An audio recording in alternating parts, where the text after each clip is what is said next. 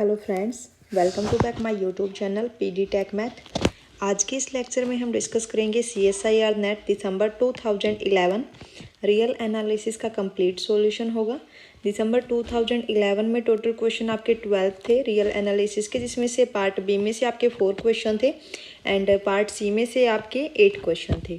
ठीक है, तो अगर आप मेरे चैनल पे पहली बार आए हो तो सबसे पहले आप सब्सक्राइब कर लीजिए। यहाँ पर आपको कंप्लीट वीडियो मिलेगी। ठीक है, 2011 टू 2023 तक के आपके कंप्लीट सॉल्यूशन मिलेंगे। ओके, और टेलीग्राम चैनल है पीडी टेक मैथ के नाम से ही आप इसको ज्वाइन कर लेना। डिस्क्रिप्शन में आपको लिंक मिल जाएगा, वहाँ से जाकर आप ज्वाइन कर लेना। यहाँ पर आपको अपडेट्स मिलती रहेगी। तो कॉम्प्लेक्स एनालिसिस आपका कंप्लीट हो चुका है कल वाले लेक्चर में। लीनियर अलजेब्रा भी आपका कंप्लीट हो चुका है। सिर्फ रियल का इससे अलग एक और लेक्चर होगा आपका, तो रियल भी आपका कंप्लीट हो जाएगा। ठीक है, तो देखिए कौन कौन सा हो गया आपका रियल एनालिसिस। इसका सिर्फ एक और लेक्चर होगा, उसके बाद ये कंप्लीट है। देन कॉम्प्लेक्स एनालिसिस,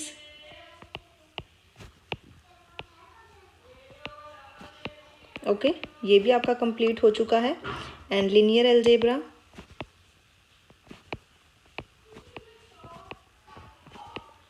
ये भी आपका कंप्लीट हो चुका है। आपको प्लेलिस्ट मिल जाएगी डिस्क्रिप्शन में, वहाँ से जा कर के आप चेक कर सकते हैं। 2011 टू 2023 तक के अब तक के जितने भी पेपर हुए हैं CSIR नेट के, वो आपको कंप्लीट मिल जाएंगे। ठीक है, क्योंकि देखिए 2011 में ही आपका ऑब्जेक्टिव टाइप पेपर स्टार्ट हुआ था, उससे पहले सब्जेक्टिव होते थे। तो वो मेरे को क्वेश्चन पेपर नहीं मिले, सिर्फ 2010 का मिला है, वो मैं डिस्कस कर लूँगी। ठीक है, तो अब तक हमने 2011 टू 2023 तक का ही किया है। तो आप डिस्क्रिप्शन में जाना, उधर से आपको real analysis, complex analysis and linear algebra की प्लेलिस्ट मिलेगी। ठीक है, तो रियल एनालिसिस का सिर्फ एक और लेक्चर होना है, उसके बाद हम थ्योरी करेंगे। ठीक है, उसके बाद हम थ्योरी लेक्चर स्टार्ट करेंगे। तो आप चैनल को सब्सक्राइब कर लेना और बेल आइकन को ऑन कर लेना, ताकि आपको अपडेट्स मिलती रहे। ठीक है, देन फर्स्ट क्वेश्चन देखिए। First question of part B is which of the following statements is true? First statement is limit x tend to infinity log of x by square root of x is equal to 0। तो देखिए इसको कैसे करोगे आप। log of x by square root of x, जब आप यहाँ पे लिमिट अप्लाई करोगे, then limit x tend to infinity log of x by square root of x, तो यहाँ पे आपके पास इन्फिनिटी बाय इन्फिनिटी फॉर्म बनेगी। Then by L'Hopital rule, then by L'Hopital rule, limit x tend to infinity log of x is 1 by x and this is 1 by 2 square root of x। okay, then this is, ये आपके पास क्या आ जाएगा, 0। ठीक है, तो ये तो ठीक है कि आपकी जो limit x tend to infinity log of x by square root of x से 0 आ गई, यहाँ तक तो ठीक है। अब जिसमें भी ये 0 के इक्वल नहीं है लिमिट, तो वो तो आपका इनकरेक्ट हो जाएगा। यहाँ पे देखिए आपका इन्फिनिटी के इक्वल है, then second option is incorrect and third और फोर्थ में भी 0 दिया हुआ है। अब हम ये चेक कर लेते हैं कि limit x tend to infinity log of x by x क्या आएगा। ठीक है, तो वहाँ से हमें ऑप्शन का पता चल जाएगा।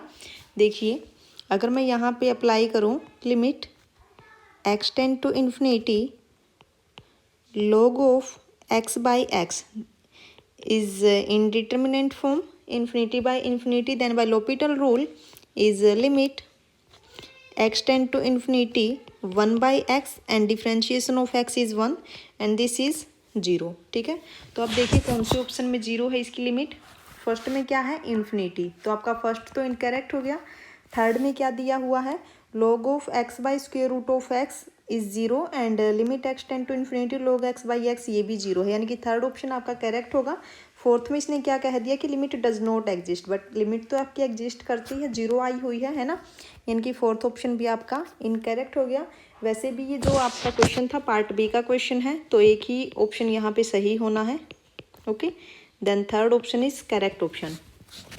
ओके, नेक्स्ट क्वेश्चन देखिए। Question number second, let x be a connected subset of real numbers.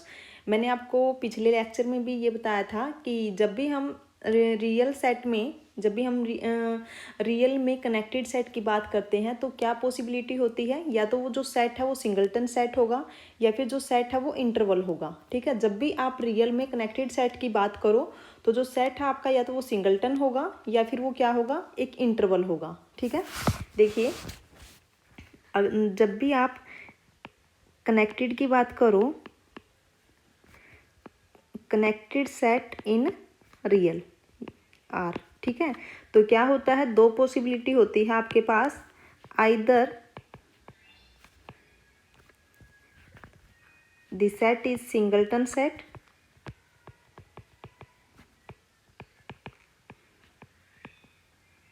Okay, और सेकंड पॉसिबिलिटी आपके पास क्या है, और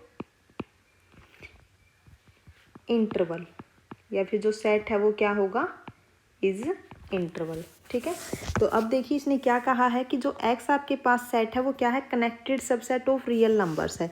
x जो है आपके पास, this is the subset of r and x is connected. Okay, अगर x आपके पास कनेक्टेड है तो इसका मतलब क्या है कि x के पास दो पॉसिबिलिटी है यहाँ से, है ना, कि either x is a singleton set और second possibility is x is interval. अब हमें ये देखना है कि ये इंटरवल होगा या फिर ये सिंगलटन सेट होगा। ठीक है, देन नेक्स्ट में क्या बोल दिया कि if every element of x is irrational. इसने कहा कि if every element of x is irrational.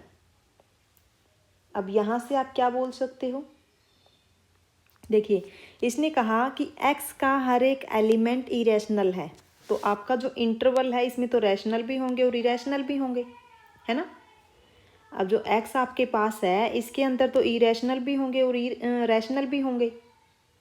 ठीक है, यानी कि जो x मैंने इंटरवल बोला ये तो आपका कभी नहीं हो सकता, है ना, बिकॉज x, देखिए x is not equal to interval, आपका x कभी भी इंटरवल नहीं बनेगा, because every element of x, because every element of x is irrational, और इंटरवल के अंदर तो रैशनल नंबर्स भी होते हैं, है ना, यानी कि x आपका इंटरवल तो कभी नहीं हो सकता, तो एक ही पॉसिबिलिटी बची, then this implies x is a singleton set. ठीक है, देन दिस इम्प्लाइज हमें क्या फाइंड आउट करना है, then the cardinality of x, cardinality हमें फाइंड आउट करनी है, then this implies cardinality of x क्या हो जाएगी, इज 1। ओके, तो x की कार्डिनलिटी 1 आ गई, यानी कि फर्स्ट ऑप्शन आपका इनकरेक्ट हो गया, सेकंड इनकरेक्ट हो गया, थर्ड इनकरेक्ट हो गया, only fourth option is correct option, because the cardinality of x is 1। x आपके पास क्या है, सिंगलटन सेट। समझ में आ गया ना कि ये इंटरवल क्यों नहीं हो सकता, इसने ये बोल दिया ना कि if every element of x is irrational, लेकिन अगर हमने x को इंटरवल कंसीडर कर लिया तो इंटरवल के अंदर तो रैशनल नंबर्स भी होते हैं, है ना, तो x आपका कभी भी इंटरवल नहीं हो सकता, तो एक ही पॉसिबिलिटी बची कनेक्टेड की कि जो x है आपका वो सिंगलटन होगा, और सिंगलटन होते ही उसकी जो कार्डिनलिटी है वो 1 हो जाएगी, है ना, यानी कि fourth option is correct option. ठीक है, then next question is define f from closed interval 0 1 to 0 1 by f of x is equal to 2 raised to the power k minus 1 divided by 2 raised to the power k for x belongs to closed interval 2 raised to the power k minus 1 divided by 2 raised to the power k minus 1 to k minus 1 upon 2k, where k is greater than equal to 1, then f is a Riemann integrable function such that, यहाँ पे हमें integration की value find out करनी है। ठीक है, तो देखिए कैसे करोगे, इंटीग्रेशन की वैल्यू आपको फाइंड आउट करनी है, और उसके लिए हमें एक रिजल्ट पता है। रिजल्ट क्या होता है, देखिए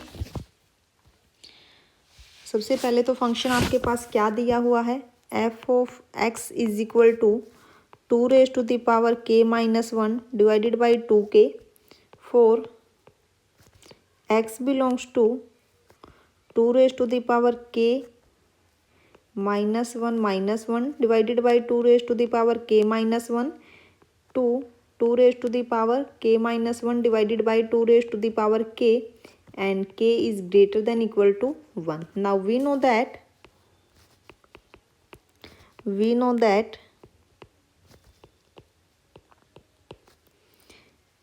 integration of 0 to 1 f of x dx is equal to limit n tend to infinity summation k is equal to 1 to n f of x delta x. ठीक है, तो इसी रिजल्ट का हम यूज करेंगे यहाँ पे। देखिए, इज लिमिट हमें इंटीग्रेशन की वैल्यू फाइंड आउट करनी है। Then limit n tend to infinity is summation of k is equal to 1 to n, and f of x आपके पास क्या है, 2 raise to the power k minus 1 divided by 2 raise to the power k। Okay, and into del x यहाँ पे क्या है, length. ठीक है, डिस्टेंस यहाँ पे हम देखेंगे तो क्या आएगा, देखिए 2 raise to the power k minus 1 divided by 2 raise to the power k minus of 2 raise to the power k minus 1 minus of 2 raise to the power k minus 1। Okay, then this is limit n tend to infinity summation k is equal to 1 to n 2 raise to the power k minus 1 divided by 2 raise to the power k into, और यहाँ से आपके पास क्या आएगा, 2 raise to the power k minus 1 divided by 2 raise to the power k minus, आप इसको कैसे लिख सकते हो, 2 raise to the power k minus 1 को लिख सकते हो आप 2 raise to the power k into 2 raise to the power minus 1 होगा तो वो डिवाइड में आ जाएगा 2, then this is minus 1 and divided by similarly 2 raise to the power k divided by 2। ठीक है, तो यहाँ से आपके पास 2 से 2 कैंसिल हो जाएगा, then 2 raise to the power k minus 2 divided by 2 raise to the power k बचेगा, है ना। तो नेक्स्ट पेज पे कर लेते हैं हम, क्या आएगा यहाँ से, this is limit n tend to infinity and this is summation k is equal to 1 to n and 2 raise to the power k minus 1 divided by 2 raise to the power k, and this is 2 raised to the power k minus 1 divided by 2 minus of 2 raised to the power k minus 2 and divided by 2 raised to the power k। ठीक है, and this is limit n tend to infinity summation k is equal to 1 to n, k is equal to 1 to n, and then 2 raised to the power k minus 1 upon 2 raise to the power k। अब LCM ले लीजिए 2 raise to the power k and this is 2 raise to the power k minus 1 minus 2 raise to the power k and plus 2। ठीक है, okay, then this is limit n tend to infinity summation k is equal to 1 to n and 2 raise to the power k minus 1 divided by 2 raise to the power k, यहाँ से ये cancel हो जाएगा and this is 1 upon 2 raise to the power k। ठीक है, तो यहाँ से आपके पास क्या आएगा, this is limit n tend to infinity and summation k is equal to 1 to n and this is 2 raise to the power k minus 1 divided by 2 raise to the power 2k। ठीक है, and this is limit n tend to infinity summation of k is equal to 1 to n and into 1 upon 2 raise to the power k minus of 1 upon 2 raise to the power 2k। ठीक है, तो यहाँ से आपके पास क्या आएगा, is limit n tend to infinity, आप यहाँ पे अलग अलग से अप्लाई कर सकते हो लिमिट, है ना। Then this is summation k 1 to n 1 upon 2k minus of limit n tend to infinity summation k is equal to 1 to n 1 upon 2 raise to the power 2k। ठीक है, तो यहाँ से आप क्या लिख सकते हो, summation k is equal to 1 to infinity 1 upon 2 raise to the power k minus summation k is equal to 1 to infinity 1 upon 2 raise to the power 2k। जब आप यहाँ से इसको ओपन करोगे तो क्या आएगा, ये this is 1/2 plus 1/2 square plus up to so on and second series is 1/4 plus 1/4 raise to the power 2 plus up to so on. Okay, and यहाँ से क्या आ जाएगा, sum is first term is 1/2, then 1 minus ratio is common ratio is 1/2 and minus first term is 1/4 and 1 minus r common ratio is 1/4। Okay, तो यहाँ से आपके पास आएगा 1/2 divided by 1/2 and minus 1/4 divided by 3/4। Okay, तो यहाँ से आपके पास ये 1 आ गया, देन दिस इज 1 माइनस, इधर क्या आएगा 1 माइनस 1/3, दिस इज 2/3। तो जो आपके पास इंटीग्रेशन की वैल्यू है वो क्या आ गई, this implies integration of 0 to 1 f of x d x, ये आपके पास क्या आ गया 2/3। तो अब देखिए कौन से ऑप्शन में 2/3 है, फर्स्ट ऑप्शन में ही है, integration of 0 to 1 f of x d x is equal to 2/3, यानी कि फर्स्ट ऑप्शन आपका करेक्ट हो गया, other 3 options are incorrect. Okay, ये क्वेश्चन भी आपका पार्ट बी का था। देन नेक्स्ट क्वेश्चन देखिए, क्वेश्चन नंबर 4, क्वेश्चन नंबर 4 ये भी आपका पार्ट बी का है। क्वेश्चन नंबर 4 में क्या है, let x d be a metric space, x d इसने क्या दे दिया, एक मीट्रिक स्पेस है, and let A be the subset of x. ठीक है, अब मान लीजिए आपके पास ये एक्स है, ये आपके पास कंप्लीट एक्स सेट है। ठीक है, and A be the subset of X, अब ए क्या है आपके पास, this is the subset of x. ठीक है, for x belongs to X, for x belongs to X, X अब मान लीजिए आपका यहाँ है। ठीक है, ये एक्स हो गया, for x belongs to x define d x A such that a belongs to A आपका कहाँ पे है, ए सेट के अंदर। ठीक है, if d x A is equal to 0 for all x belongs to x, यहाँ पे क्या है डिफाइन, एक मिनट, डी एक्स से किस टाइप से डिफाइन किया है, यहाँ पे कुछ मिस हो गया शायद, इधर, हाँ इधर क्या आएगा, is the d x A is equal to, यहाँ पे इन्फिमम आएगा। ठीक है, यानी कि जो डी एक्स ए है किस टाइप से डिफाइन किया है, is the infimum of d x A such that a belongs to A. ठीक है, ये है आपके पास। तो इसने क्या किया है कि डी एक्स ए को डिफाइन किया है infimum distance from infimum distance between A to x. ठीक है, तो ये आपके पास क्या है, this is the d x A. ठीक है, तो यहाँ पे इसने क्या किया, d x is the infimum distance between x to x and A. ठीक है, उसके बाद इसने क्या कहा कि if d x A is equal to 0, तो एक चीज़ बताइए मेरे को कि देखो अगर पॉइंट आपका यहाँ पे हुआ, अगर पॉइंट आपका यहाँ पे हुआ तो इन्फिमम डिस्टेंस जो होगा वो यही तो हो सकता है ना कि इसकी बाउंड्री पे ही टच करे वो पॉइंट, इन्फिमम डिस्टेंस तो वही होगा। जैसे जैसे आपका इस ए सेट के अंदर पॉइंट जाता जाएगा तो आपका जो डिस्टेंस है वो तो ज़्यादा होता जाएगा, है ना। अब एक चीज़ और बताइए मेरे को कि जो डिस्टेंस है आपका एक्स और ए के बीच में वो 0 कब हो सकता है। इसने क्या कहा है कि distance between x to A is 0। ये 0 कब हो सकता है, जब x आपका कहाँ पे बिलोंग कर जाए, सेट ए के अंदर। जैसे ही x आपका ए के अंदर कंटेन कर गया, मान लीजिए x आपका ये हो गया है ना, तो x आपका ए के अंदर अगर कंटेन कर गया तो जो उसका मिनिमम डिस्टेंस है हम क्या कर लेंगे, ए को भी हम x कंसीडर कर लेंगे और x तो वो है ही, तो उन दोनों का जो डिस्टेंस है वो क्या आ जाएगा 0, और हमें इन्फिमम डिस्टेंस ही देखना है।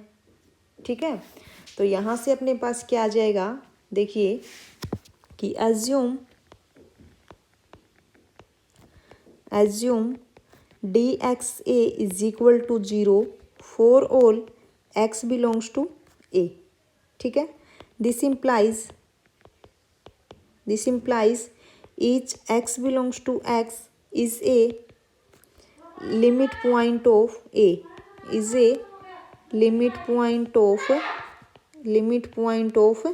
a, then this implies a is dense in x, then this implies a is dense in x। Okay, then अब देखिए a आपका डेंस कहाँ पे है, x में। देन option 3 is correct option, other 3 options are incorrect. Okay, तो 4 question ही आए थे आपके पार्ट बी में से। अब देखिए part C, question number 5th, which of the following real valued function f defined on R have the property that f is continuous and हमें यहाँ पे क्या चेक करना है कि f आपका continuous होना चाहिए। Then second is composition of f with f is equal to f, हमें यहाँ पे composition चेक करनी है और हमें continuity चेक करनी है, ठीक है, ओके। देन फर्स्ट ही आपके पास क्या है, f of x is equal to mod of x if x belongs to closed interval -1 to 1 and x square if x does not belongs to -1 to 1। तो यहाँ पे देखिए हमें पता है कि जो मॉडुलस फंक्शन है ये भी आपके पास कॉन्टिन्यूस होता है और जो एक्स स्क्वेयर है ये भी आपका क्या है, कॉन्टिन्यूस फंक्शन है ना। तो हम बोल सकते हैं कि जो एफ ऑफ एक्स है वो क्या है, कॉन्टिन्यूस थ्रू दी डोमेन, ठीक है। देखिए फर्स्ट आपके पास क्या है, f of x is equal to mod of x if x belongs to closed interval -1 to 1 and x square if x does not belongs to closed interval -1 to 1, ठीक है। Now because mod of x and x square are continuous function, are continuous function, then therefore f of x is a continuous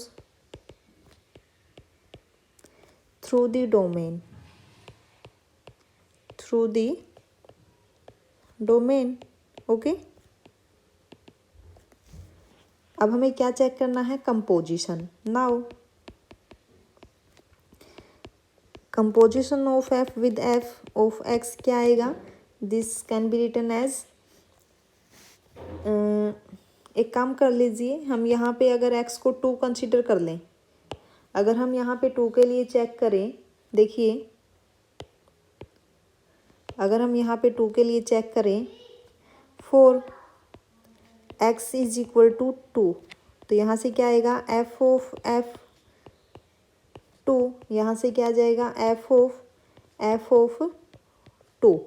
अब 2 आपका कहाँ पे है, which is not in closed interval -1 to 1, तो function आपके पास क्या आएगा, x square. Then this is f of 2, यानी कि 2 square is 4 and f of 4 is 16, ठीक है यहाँ तक। एंड हमें किसके इक्वल दिखाना है, एफ के इक्वल। देन एफ ऑफ 2 की अगर मैं बात करूँ, then this is 4 which is not equal to 16, तो यहाँ से हम बोल सकते हैं कि f of f x is not equal to f of x, okay. तो यहाँ से जो फर्स्ट ऑप्शन है वो तो आपका हो गया इनकरेक्ट, ये कंटिन्यूस तो था बट इस प्रॉपर्टी को सेटिस्फाई नहीं करता, ओके। देन सेकंड ऑप्शन आपके पास है, f of x is equal to x if x belongs in close interval 0 to 1 and 1 if x is greater than equal to 1 and 0 if x is less than equal to 1, sorry less than equal to 0, ठीक है। तो यहाँ पे पहले हम continuity check करेंगे, then composition, okay. देखिए second आपके पास है, f of x is equal to x if x belongs to closed interval 0 to 1 and 1 if x is greater than equal to 1 and 0 if x is less than equal to 0, okay. Then left hand limit क्या आएगी, यहाँ से left hand limit किस पे, at x is equal to 0 पर। Left hand limit at x is equal to 0 पर क्या आएगी, 0, है ना। यहाँ पे देखिए एक्स इज लेस देन 0, कहाँ पे फंक्शन की वैल्यू क्या है, 0, ठीक है।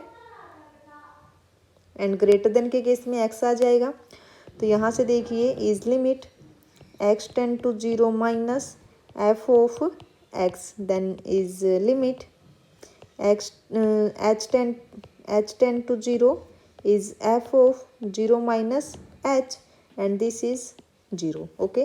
Similarly right hand limit is at x is equal to 0 is limit x tend to 0 positive f of x, तो इसके लिए फंक्शन क्या आने वाला है x, then limit h tend to 0 f of 0 plus h, then this is h is limit h tend to 0 is h and this is 0 and function value क्या आएगी, function value at 0 क्या है 0, ठीक है। तो यहाँ से फंक्शन क्या हो गया, देखिए left hand limit, right hand limit and function value at 0 तीनों की तीनों इक्वल है, तो हम यहाँ से बोल सकते हैं then this implies f is continuous, okay, at 0। Similarly f is, ऐसे ही हम 1 के लिए चेक कर सकते हैं एट 1। सिर्फ यहाँ पे दिक्कत देखिए, ये और तो हर जगह पे कंटिन्यूस है, सिर्फ दिक्कत कहाँ पे आएगी जहाँ पे फंक्शन ब्रेक हुआ है, तो इसीलिए हम 0 और 1 पे चेक कर रहे हैं। तो 0 और 1 पे भी ये कंटिन्यूस हो गया, तो फंक्शन आपका हर जगह पे क्या होगा कंटिन्यूस। अब हम कंपोजिशन चेक कर लेते हैं, ठीक है।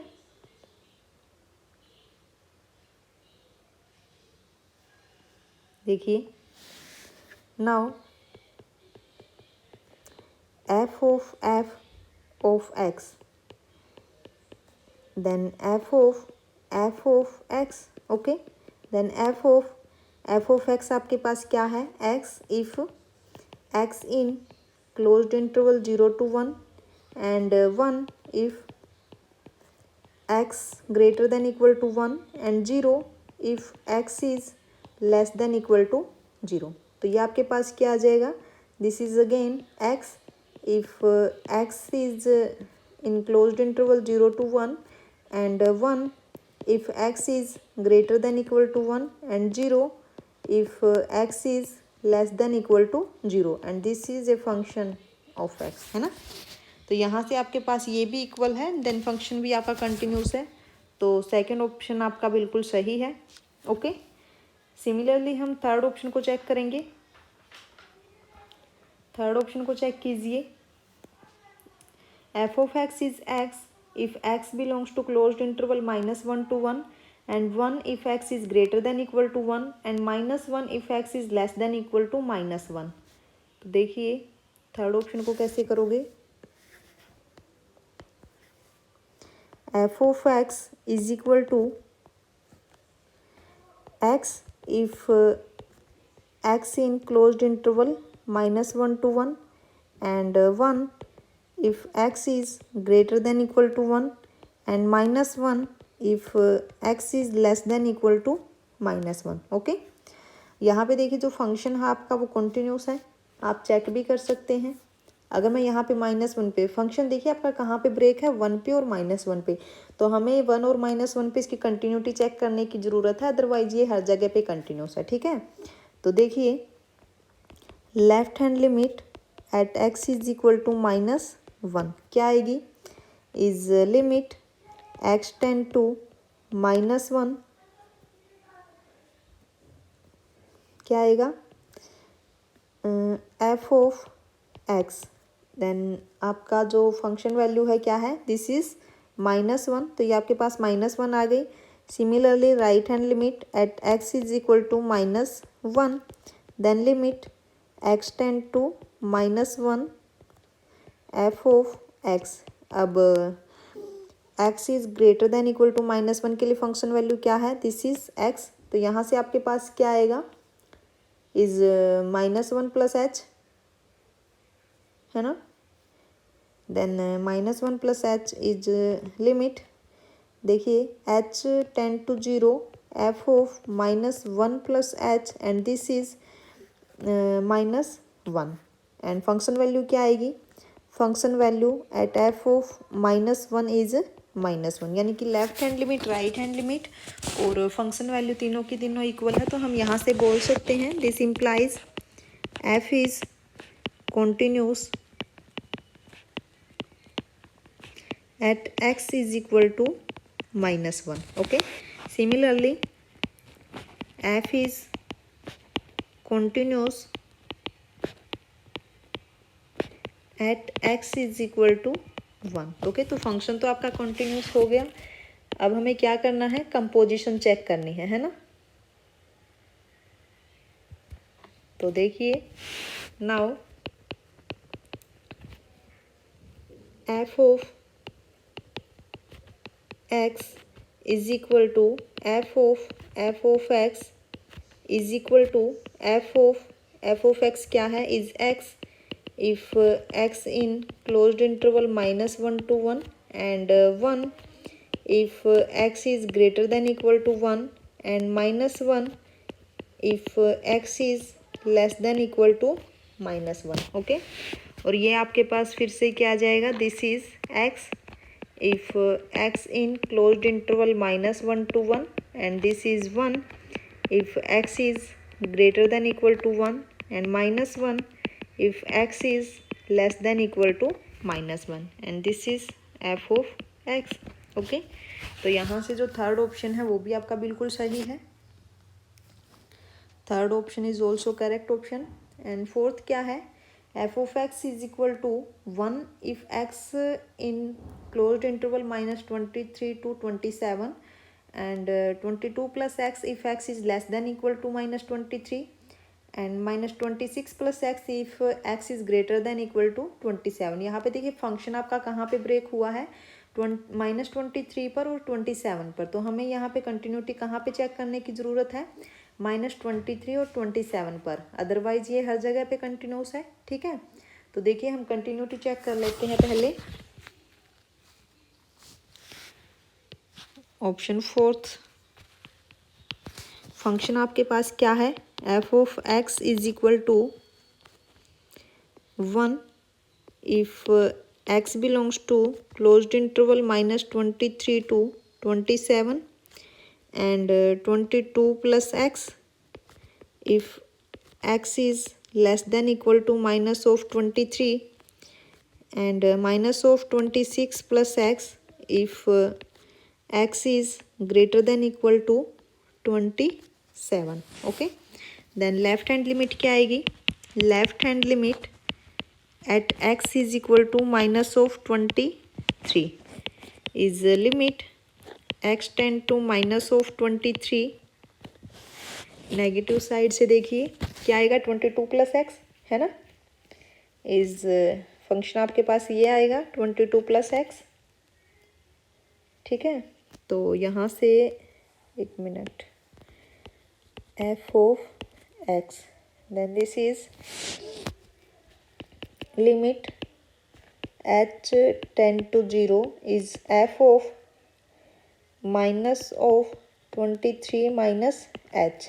तो यहाँ पे रखिए value, then limit h tend to 0, ये आपके पास क्या आएगा, 22 minus 23 minus h and this is -1. Okay, and similarly right hand limit at x is equal to minus of 23, then this is limit x tend to minus of 23 plus f of x and this is limit h tend to 0 f of minus of 23 plus h.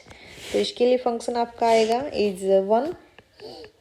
Okay, तो यहाँ से देखिए आपके पास जो right hand limit है और left hand limit वो दोनों नॉट इक्वल है ना.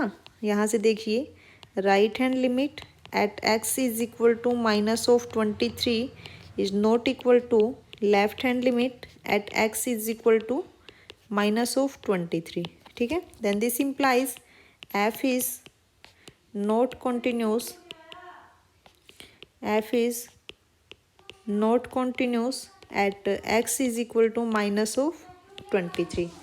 तो यहाँ से जो फोर्थ ऑप्शन है वो आपका इनकरेक्ट हो जाएगा. Only second and third option is correct option. Okay, then next question देखिए.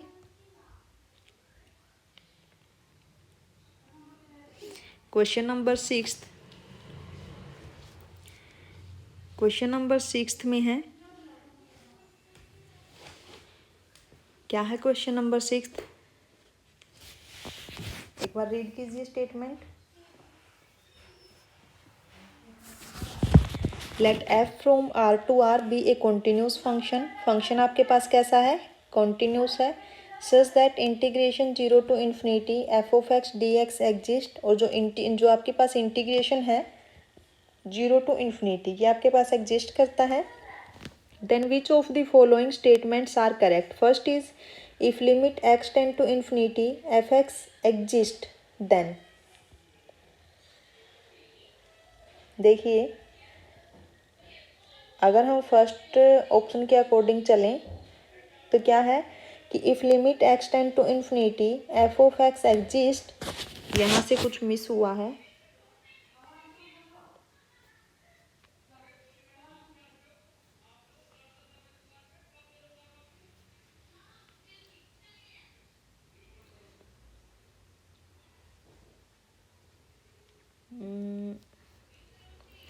अगर ये एग्जिस्ट करता, आई थिंक यहाँ पे ये है, एक बार देख लेना। Then limit x tend to infinity f of x is equal to 0, ठीक है। देखिए फर्स्ट ऑप्शन में कहा कि if limit x tend to infinity f of x exist then limit x tend to infinity f x is 0।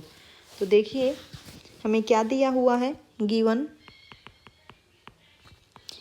F from R to R be a continuous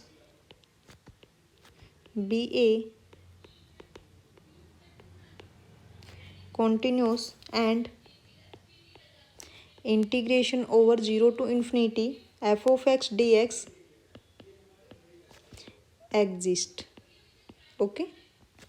then first option के according अगर हम चलें, limit x tend to infinity f of x exist करती है, okay. तो उसने क्या कहा कि अगर एग्जिस्ट करती है तो लिमिट क्या आनी चाहिए, 0। हम यहाँ पे कॉन्ट्राडिक्शन से करेंगे, हम सपोज कर लेते हैं। नाउ एज्यूम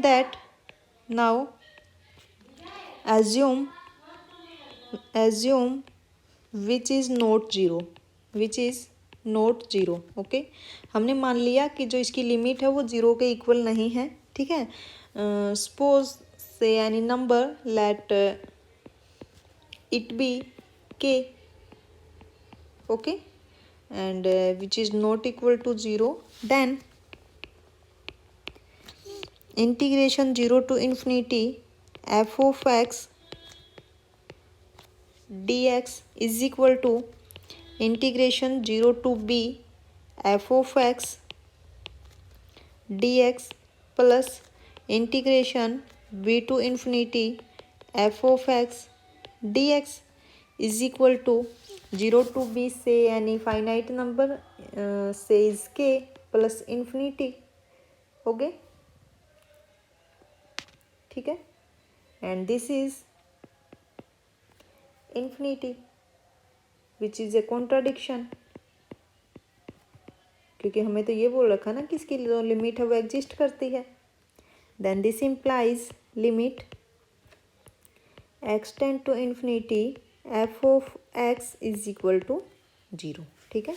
तो यहाँ से जो फर्स्ट ऑप्शन आपका है वो करेक्ट हो जाएगा। Then second is the limit x tend to infinity f of x must exist and is 0।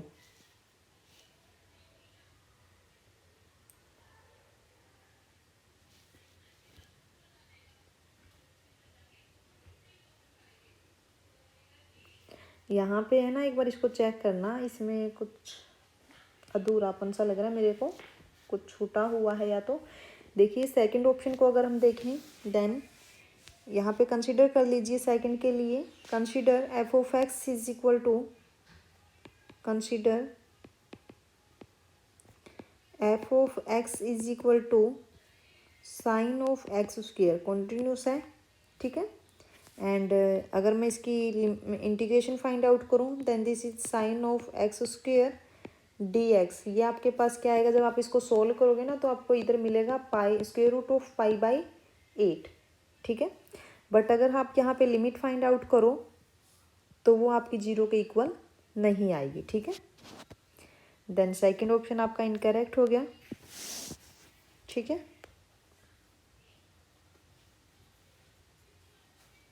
Okay.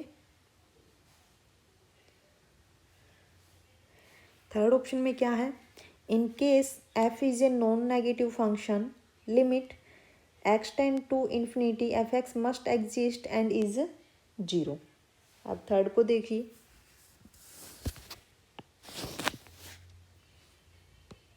यहीं पे कर लेते हैं हम।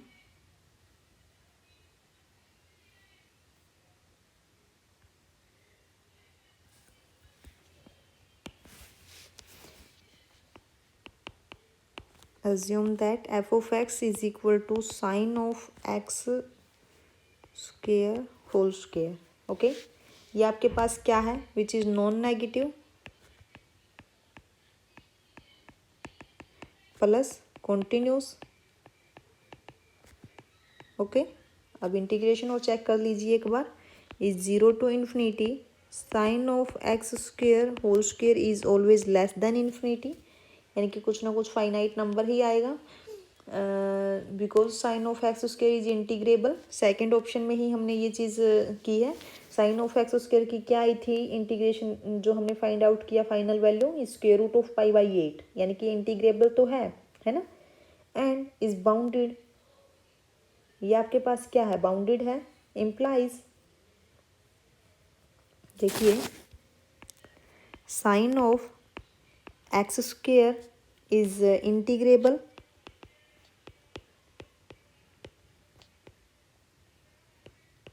बाय 2, जो हमने सेकंड में किया था, है ना। And bounded implies whole square of sin x square is integrable।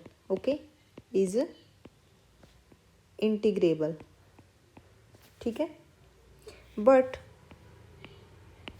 limit x tend to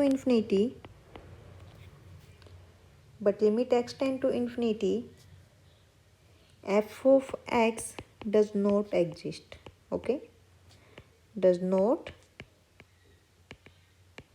exist, इसका मतलब है कि जो थर्ड ऑप्शन है आपका वो इनकरेक्ट हो गया। And fourth is in case f is a differentiable function limit x tend to infinity must exist and it is 0। अब यहाँ पे देखिए, अगर मैं कंसिडर करूँ इधर फोर्थ के लिए function f of x is equal to mod of sine of x square and whole square। okay, now since sin x square is integrable implies mode of sin x square is integrable, and so whole square of mode of sin x square is integrable। at infinity f of x oscillates, जो f of x आपका है वो oscillate करेगा। this implies f dash x does not exist at infinity। ठीक है, तो यहाँ से जो फोर्थ ऑप्शन है वो भी आपका इनकरेक्ट हो जाएगा। ठीक है, देखिए मैंने क्या कहा कि at infinity f of x oscillates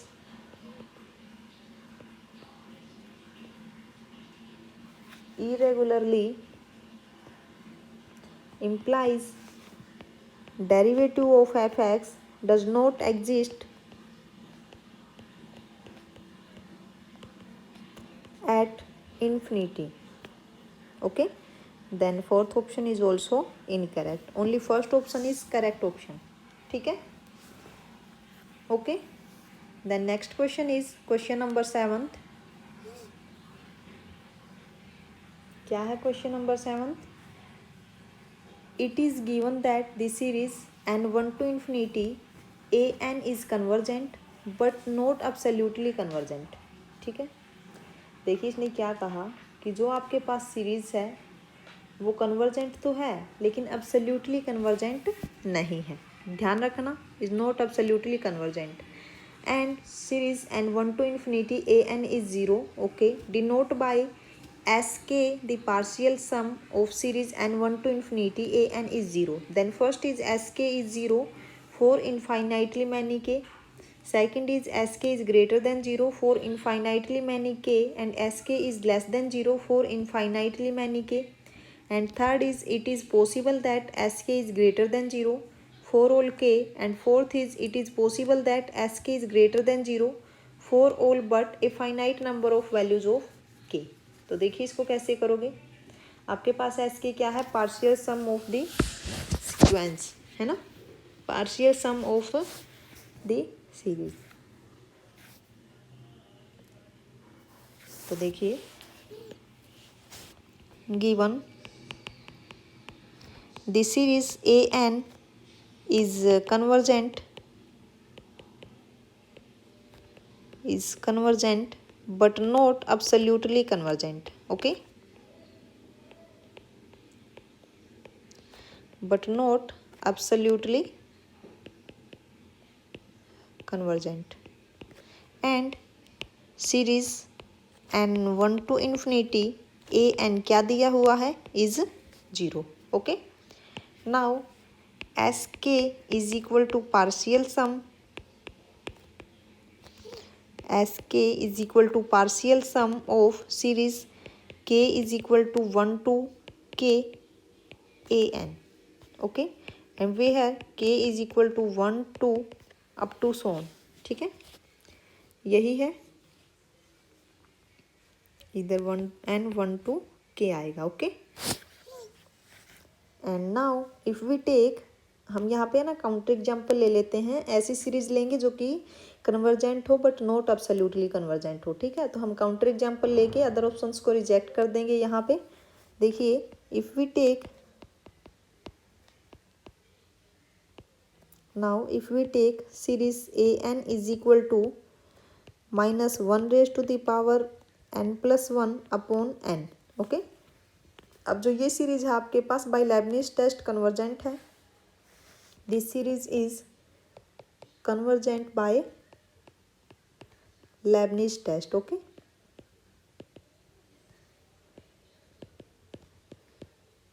अगर मैं इसका मॉडुलस करूं तो देखिए, but this series mod of A n is equal to is 1/n.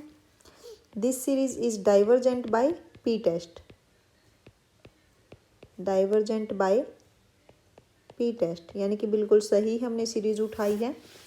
ठीक है, then this implies series a n is equal to -1 raise to the power n+1 divided by n is convergent but not absolutely convergent. है ना, is convergent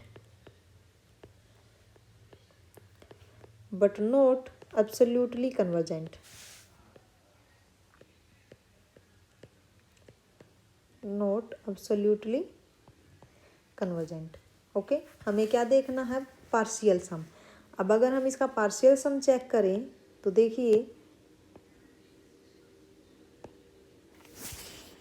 therefore limit k tend to infinity sk is equal to limit k tend to infinity series n is equal to 1 to k a n is equal to, और ये आपके पास क्या दिया हुआ है, is series k n is equal to 1 to infinity a n, ये आपके पास क्या दिया हुआ है, 0. ठीक है, तो अपने पास जो limit of k tend to infinity s k क्या आ गया, 0 के इक्वल, है ना. Limit k tend to infinity s k क्या आ गया आपके पास, 0. तो यहाँ पे देखिए ऑप्शंस में, फर्स्ट ऑप्शन में यही है, एस के इज 0 फॉर इनफाइनाइटली मैनी के, बिल्कुल ठीक है फर्स्ट. एंड सेकंड, एस के इज ग्रेटर देन 0, तो इनकरेक्ट हो गया. थर्ड में क्या कहा, it is possible that S के इज ग्रेटर देन 0, ये भी आपका इनकरेक्ट हो गया. फोर्थ में क्या कहा, it is possible that S के is greater than 0 for finite number, ये भी आपका इनकरेक्ट हो गया. ठीक है, तो आपके पास क्या है कि एस के is equal to 0 for infinitely many k. Okay, next question देखिए, क्वेश्चन नंबर 8. क्वेश्चन नंबर 8 कैसे करोगे इसको, define f from R to R by f of x is equal to x square if x is less than 0, 2x plus x square if x is greater than equal to 0, then which of the following statements are correct. इसने क्या कहा कि function आपको किस type से दिया हुआ है. देखिए, ये आपके पास 0 है. जब x आपका ग्रेटर देन इक्वल टू 0 है, देन फंक्शन आपके पास क्या है, f of x is equal to 2x plus x square. And जब x आपका लेस देन 0 है, then f of x is x square. ठीक है, यानी कि यहाँ पे आपकी क्या है, राइट हैंड लिमिट चेक होगी, इधर आपकी लेफ्ट हैंड लिमिट. ठीक है। Then first is f double derivative x is 2 for all x belongs to R. Second is f double dash 0 does not exist.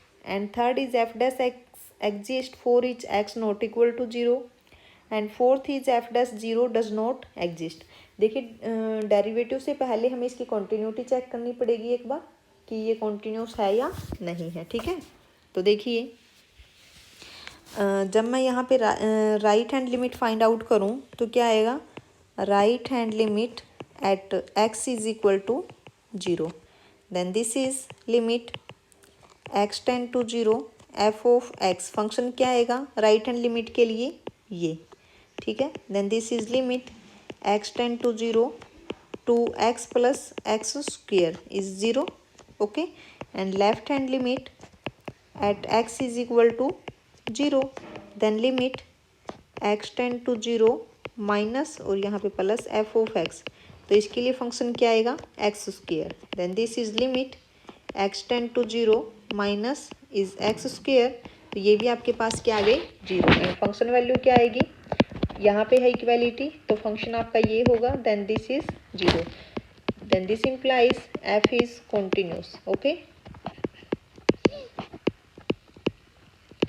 ठीक है, तो फंक्शन आपका कॉन्टिन्यूस तो हो गया। अब हमें डेरिवेटिव चेक करना है। ठीक है, तो x greater than equal to 0 के लिए एफ डैश एक्स आपका आएगा 2 + 2x, and x less than 0 के लिए एफ डैश एक्स की अगर मैं बात करूं देन दिस इज 2x। ठीक है, तो अब देखिए right hand derivative at x is equal to 0, this is limit x tend to 0 plus f of x, ये आपके पास क्या आ जाएगा, this is limit x tend to 0 plus is 2 + 2x, तो ये आपके पास क्या आ गया 2, एंड लेफ्ट हैंड डेरिवेटिव क्या आएगा, left hand derivative at x is equal to 0 is limit x tend to 0 minus f of x, तो यहाँ पे आपके पास आएगा function is limit x tend to 0 minus is 2x, तो ये आपके पास 0 आ गया, यानी कि यहाँ से जो right hand derivative is not equal to left hand derivative, then this implies f dash 0 does not exist, okay, does not exist. जब आपका एफ डैश 0 ही एग्जिस्ट नहीं करता तो इससे आगे वाले डेरिवेटिव भी एग्जिस्ट नहीं करेंगे, है ना। अब ऑप्शंस देखिए, फर्स्ट में कहा कि f double dash x is 2, जब एफ डैश 0 ही एग्जिस्ट नहीं करता, जब यानी कि फर्स्ट डेरिवेटिव ही एग्जिस्ट नहीं करता तो उसके आगे वाले एग्जिस्ट नहीं कर सकते, यानी कि फर्स्ट आपका इनकरेक्ट हो गया। सेकंड में क्या कहा कि f double dash 0 does not exist, ये ठीक है। Third is f dash x exist for each x not equal to 0, incorrect. Fourth is f dash 0 does not exist, बिल्कुल सही है, ओके, यानी कि second and fourth option is correct option, and first and third option is incorrect, okay. Next question देखिए, question number 9th, let f from r to r be a differentiable function such that f dash is bounded given a closed and bounded interval a to b and a partition p of AB, let MFP and small mfp denote respectively the upper Riemann sum and the lower Riemann sum, okay, of f with respect to p. Then first is mod of MFP minus integration of a to b f of x dx is less than equal to b minus a supremum of mod fx such that x belongs to closed interval AB. And second is mod of small mfp minus integration of a to b f of x dx less than equal to b minus a infimum of mod of fx such that x belongs to closed interval a to b. And third is mod of mfp minus integration a to b fx dx is less than equal to b minus a square supremum of mod of f dash x. And fourth is same as, देखिए मैं यहाँ पे counter example अगर लूँ, consider f of x is equal to x square, okay, on closed interval 0 to 1, ठीक है, and partisan मैंने ले लिया ये सेट, 0 and 1, ठीक है। Then clearly infimum of fx and infimum of f dash x are 0। जो इन्फीमम ऑफ एफ और इन्फीमम ऑफ एफ डैश होगा वो क्या होगा, 0, है ना, ठीक है। लेकिन अगर मैं फोर्थ और सेकंड ऑप्शन की बात करूँ, फोर्थ में क्या है, देखिए लेफ्ट हैंड साइड की अगर मैं बात करूँ तो क्या दिया हुआ है, is M F P minus, okay, ये आपके पास क्या है, मॉडुलस है, तो मॉडुलस, ओके, ठीक है। देखिए सेकंड और देख लीजिए, सेकंड में क्या कहा, mod of M F P minus integration a to b f x d x is less than equal to b minus a infimum of mod of f x such that x belongs to closed interval a to b. तो यहाँ से आपके पास देखिए जो infimum of f x है और infimum of f dash x है वो क्या आ गया, 0 आ गया। But left hand side of 2 and 4 are not 0, okay. यहाँ से आप सोल्व करके देख लेना।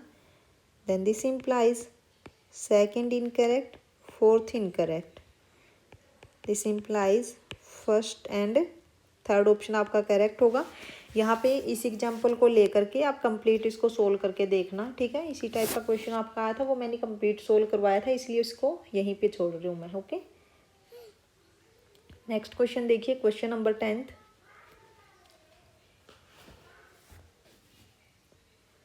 क्वेश्चन नंबर 10th की एक बार स्टेटमेंट रीड कर लीजिए।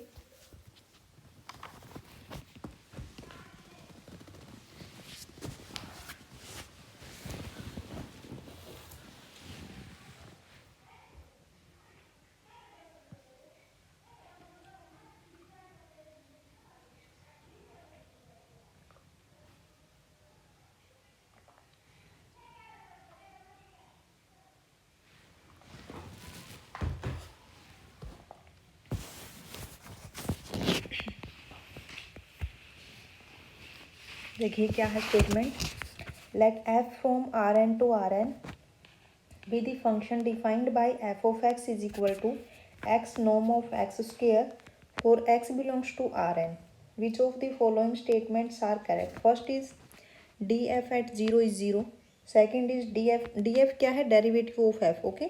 Second is D f at x is 0 for all x in R n, third is f is 1 1, fourth is f has an inverse. तो सबसे पहले हमें डेरिवेटिव फाइंड आउट करना होगा, ठीक है। उससे पहले हम ये देख लेते हैं कि x आपका कहाँ से है, आर एन से। तो ये किस टाइप का होगा x आपका, x1 x2 up to xn, ठीक है, okay. Then this implies norm of x square, ये क्या आएगा, this is norm of x1 x2 up to xn square and this is x1 square plus x2 square plus xn square, okay, यहाँ तक ठीक है। Then f of x आपके पास क्या आएगा, is x into norm of x square, तो ये आपके पास क्या आएगा, this is x into x1 square plus x2 square plus x n square, okay. And this is, अगर मैं इसको और सिंप्लीफाई करूँ, then this is x1 square plus x2 square plus up to x n square and x2 into x1 square plus x2 square plus up to x n square and up to x n into x1 square plus x2 square plus up to x n square, okay. तो ये आ गया आपके पास F x, ठीक है। Next page पे देख लीजिए एक बार, देखिए एफ ऑफ एक्स आपके पास है x1 into x1 square plus x2 square plus up to xn square and x2 into x1 square plus x2 square plus up to xn square. Okay, and xn into x1 square plus x2 square plus up to xn square. ठीक है, then this is function f1 f2 up to and this is fn.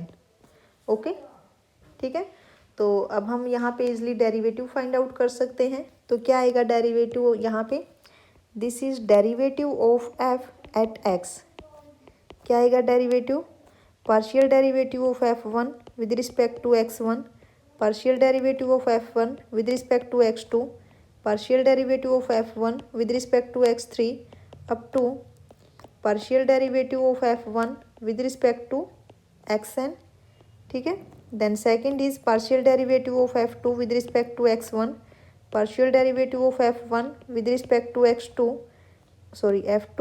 and partial derivative of f2 with respect to x3 up to partial derivative of f2 with respect to xn and कहाँ तक जाएगा ये, partial derivative of fn with respect to x1, partial derivative of fn with respect to x2 and partial derivative of fn with respect to x3 up to partial derivative of fn with respect to xn. Okay, तो ये आपके पास क्या आ जाएगा, derivative. ठीक है, यहाँ पे एक मिनट। ठीक है, अब जब मैं यहाँ पे अगर वैल्यू पुट करूँ तो क्या आएगी वैल्यूज आपके पास, देखिए दिस इज, यहीं पे कर लेते हैं हम थोड़ा। ठीक है, अगर मैं f1 का x1 की रिस्पेक्ट में करूँ देन x1 क्यूब, तो ये आपके पास आएगा 3x1 स्क्वेयर प्लस अब x1 इंटू x2 स्क्वेयर, तो ये आपके पास बन जाएगा x2 square plus up to xn square. ठीक है, सेकंड में x1 का कोफिशिएंट है x2। ठीक है, तो ये आपके पास आएगा 2x1 x2, है ना, एंड कहाँ तक जाएगा ये, लास्ट में 2x1 xn। ठीक है, यही आएगा and second is 2x1 x2 and यहाँ पे आएगा is x1 square plus 3x2 square plus up to, ये है ना, आप कर लेना। ठीक है, ऐसे ही होगा लास्ट तक। ओके, तो अगर मैं यहाँ पे हमें चेक करना है किस पे, 4 ऑल x के लिए। ठीक है, तो अगर मैं यहाँ पे कहूँ कि ओके, ऑप्शन में इसने क्या दिया है कि d(f(x) इज 0 4 ऑल x के लिए। ठीक है, अगर मैं यहाँ पे एक भी x ऐसा फाइंड आउट कर दूँ जिसके लिए ये डेरिवेटिव आपका नॉन जीरो हो जाए तो सेकंड ऑप्शन आपका इनकरेक्ट हो जाएगा।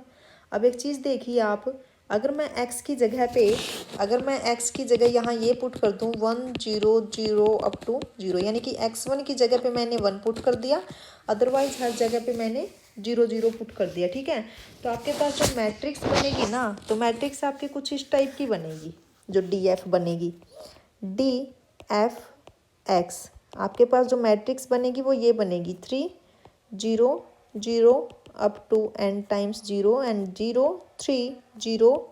आपके पास एक आइडेंटिटी मैट्रिक्स बन जाएगी। ठीक है, इज 3।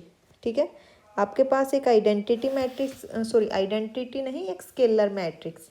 ठीक है, आप 3 इंटू आई बोल सकते हो इसको, which is not equal to 0, है ना।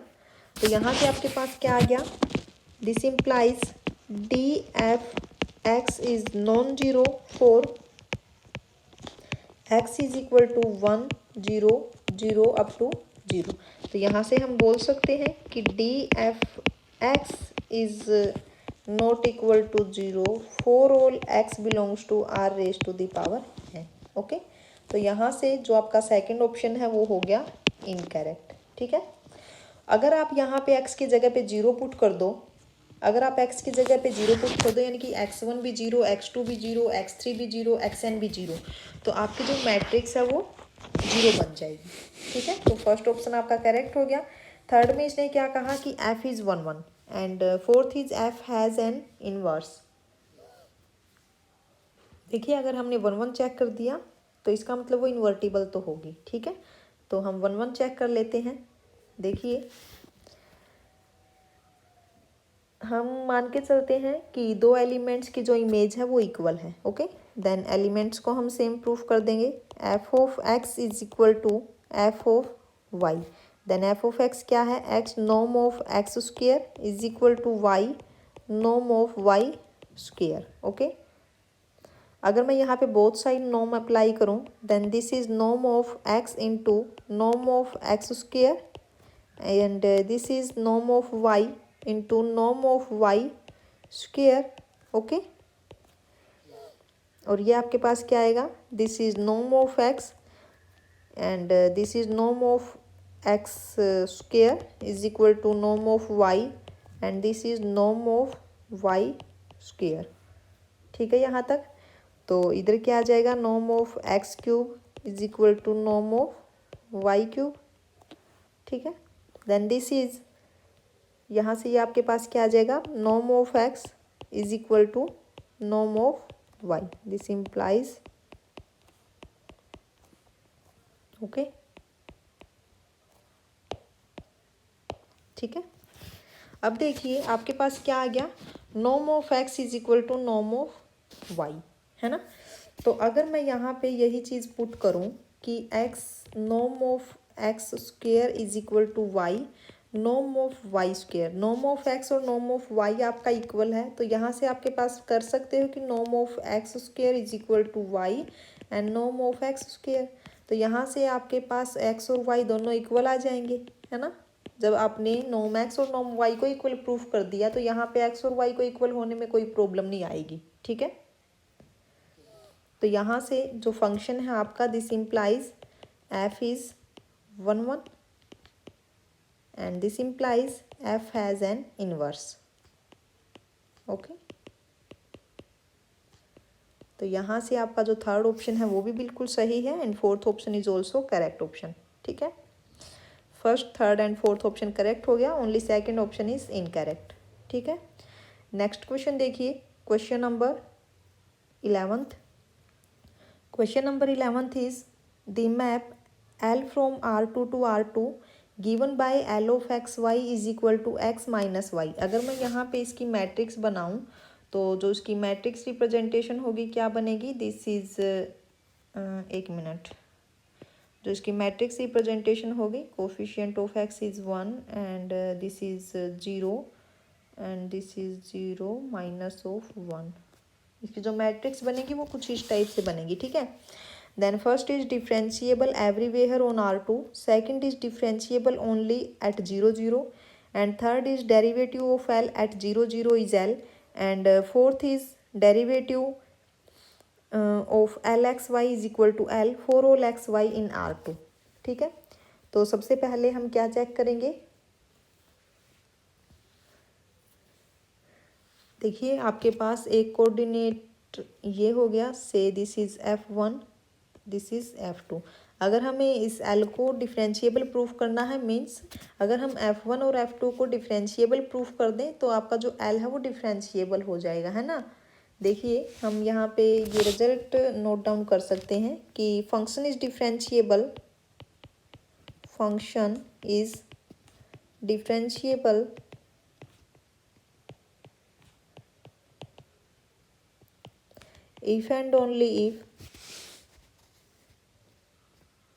if and only if each coordinate function are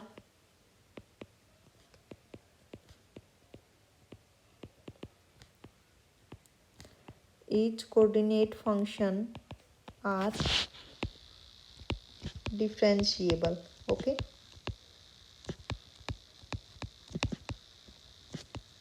ठीक है, तो यहाँ पे देखिए जो F1 आपके पास क्या है, F1 is equal to x and F2 is equal to minus of y. अब यहाँ पे जो x और माइनस वाई है ये दोनों की दोनों क्या है, पोलिनोमियल है ना। और हमें पता है कि जो पोलिनोमियल होते हैं वो हर जगह पे डिफरेंशिएबल होते हैं, एवरीवेयर डिफरेंशिएबल, ठीक है। Then this implies L is differentiable on R2, यानी कि फर्स्ट ऑप्शन आपका करेक्ट हो गया। सेकंड में क्या कहा कि डिफरेंशिएबल ओनली एट 0 0, बट ये तो हर जगह पे डिफरेंशिएबल है, सेकंड आपका इनकरेक्ट हो गया। थर्ड और फोर्थ के लिए हमें डेरिवेटिव की ज़रूरत पड़ेगी। अब डेरिवेटिव देखिए क्या आएगा, एल ऑफ एक्स वाई आपके पास क्या है, this is x and minus of y, ये आपके पास F1 है and this is F2। Okay, तो डी एल एक्स वाई क्या होगा, this is the partial derivative of F1 with respect to x, partial derivative of F1 with respect to y, partial derivative of F2 with respect to x, partial derivative of F2 with respect to y. Okay, and this is partial derivative of F1 with respect to x is 1, is 0 0 minus of 1, और ये आपके पास क्या है L। Okay, तो यहाँ से आपके पास क्या आ गया, D L at x y is equal to L. अब एक्स वाई की जगह पे आप कुछ भी ले लीजिए, हर एक के लिए एल के इक्वल ही रहेगा। ठीक है, तो यहाँ से आपका थर्ड ऑप्शन भी करेक्ट है और फोर्थ ऑप्शन भी करेक्ट है। ओके, यानी कि first, third and fourth option is correct option, only second option is incorrect. Okay, then next question देखिए क्या है, क्वेश्चन नंबर 12, लास्ट क्वेश्चन है। कैसे करोगे इसको, देखिए f of are theta is equal to are cos theta r sine theta for r theta in R square with are is not equal to 0, which of the following statements are correct. First is the linear transformation D F R theta is not 0 for any are theta in R2 with r is not equal to 0. Second is f is 1 1 on r theta in R2 such that r is non-zero. And third is for any r theta in R2 with r is not equal to 0, f is 1 1 on a neighborhood of r theta. And fourth is df r theta is equal to r square I. तो देखिए आपके पास जो F R theta है क्या है, f are theta is equal to r cos of theta and r sin of theta. This is F1 and F2. Okay, then df r theta क्या होगा, df r theta is partial derivative of F1 with respect to r, partial derivative of F1 with respect to theta, and this is partial derivative of F2 with respect to r, and this is partial derivative of F2 with respect to theta. Okay, and this is partial derivative of F1 with respect to r क्या है, cos of theta, and with respect to theta is minus of r sin of theta, and this is sin of theta, and this is r cos of theta. ठीक है, अगर मैं यहाँ से derivative find out करूँ, then derivative of f of are theta, तो ये आपके पास क्या आ जाएगा, this is r cos square theta plus r sine square theta. Okay, and this is r common ले लीजिए, is cos square theta plus sine square theta, और ये आपका क्या होता है, this is equal to 1, then this implies is r. Okay, तो यहाँ से जो फर्स्ट ऑप्शन है क्या था, the linear transformation D F R theta is not 0 for any are theta with are is not equal to 0। ये बिल्कुल सही है, ये तभी आपका 0 होगा जब आर आपका क्या हो, 0 के इक्वल हो। ठीक है, जैसे ही आपका आर नॉट इक्वल टू 0 होगा तो ये लीनियर ट्रांसफॉर्मेशन आपकी नॉन जीरो होगी। ठीक है, यानी कि डी एफ आर थीटा आपका नॉन जीरो होगा। Okay, second is f is, एक मिनट आप फोर्थ कर लीजिए पहले, डी एफ आर थीटा आपका किसके इक्वल आया है, आर के equal, which is not equal to R square. Okay, यानी कि फोर्थ ऑप्शन आपका इनकरेक्ट हो गया। अब हम एक बार 1 1 चेक कर लेते हैं, 1 1 में क्या है, देखिए यहीं पे कर लेते हैं हम,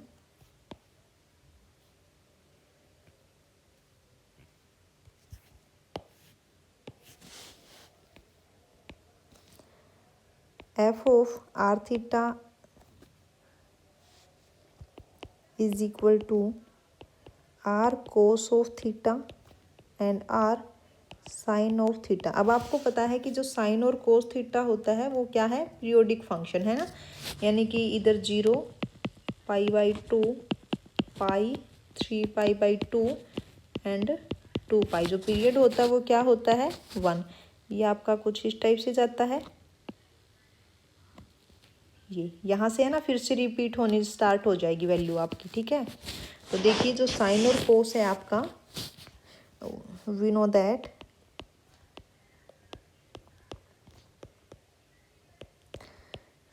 sign and cos are periodic function, are periodic function with period क्या होता है, विद पीरियड 2π, यानी कि इसके बाद फिर से वही वैल्यूज आपकी आनी स्टार्ट हो जाएंगी।